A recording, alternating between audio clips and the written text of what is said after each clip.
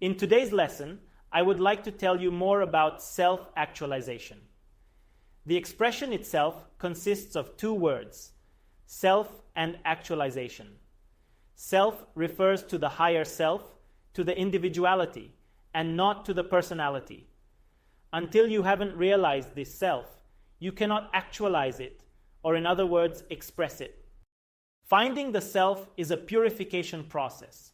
You clear your mind of everything that you are not.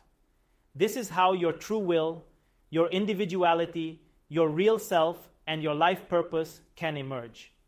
You discover your center, you find home, you crystallize yourself. You realize what makes you different from others, and you find your unique voice. You are an incredibly beautiful rose, but you believe that you are a mere blade of grass. Only when the veil of personality falls down do you recognize the rose seed hiding deep inside you. It has always been there, but you never paid attention, never valued it. This seed would like to feed on your attention, to grow and flower. It is no more than a possibility at this point, yet it already contains the future. The essence of the rose is already in the seed, with all its beauty and majesty. It slowly starts to grow in the ground, and then in the surface too. When it finally flowers, it expresses itself. It shows its true nature. This is how the rose actualizes itself. And you have to find your own way in your life how to do the same.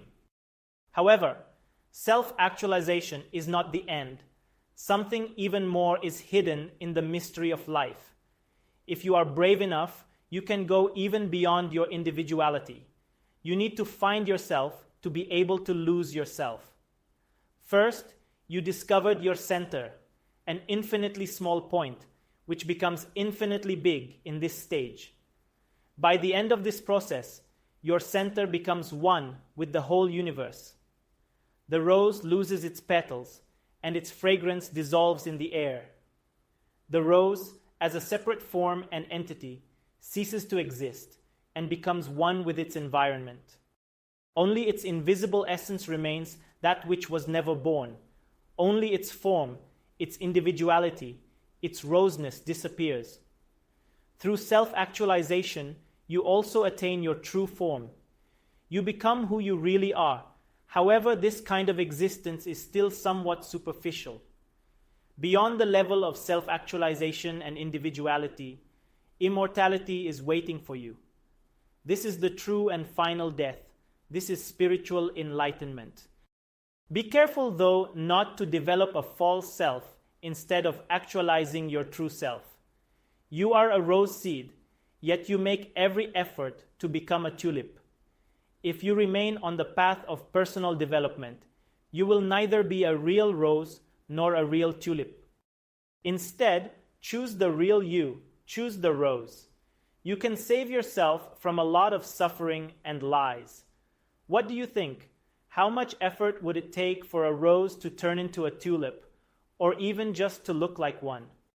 At most, you can become an artificial flower, something that looks like a tulip but is dead inside. The rose never gets any chance to flower and remains only a possibility. The rose doesn't need to be developed, it only needs to grow.